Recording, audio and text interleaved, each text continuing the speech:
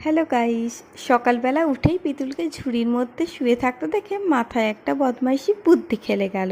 ভাবলাম ঝুড়িটা দিই উল্টে, আর যেমন ভাবা তেমন কাজ।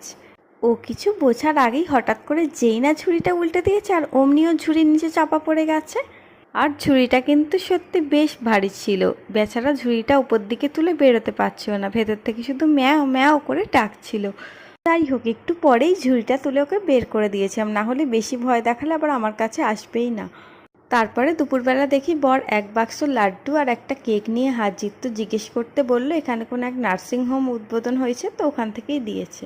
খাওয়া দাওয়ার পর চলে এসেছিলো অ্যামাজন থেকে একটা পার্সেল। তো আমার বর বললো ওটা নাকি আমার জন্যই অর্ডার দিয়েছে, তাই ওকেই বলেছিলাম আনবক্সিংটা করতে। এটার মধ্যে ছিল একটা বিছানার চাদর, আর চাদরটা কিন্তু দেখতে বেশ সুন্দর ছিল। রাতের বেলা ননদের হাতে টেস্টি টেস্টি ঘুগনি রুটি দিয়ে খেয়ে আজকের ব্লগটা শেষ করছি। তো চলো সবাই ভালো থেকো, টাটা।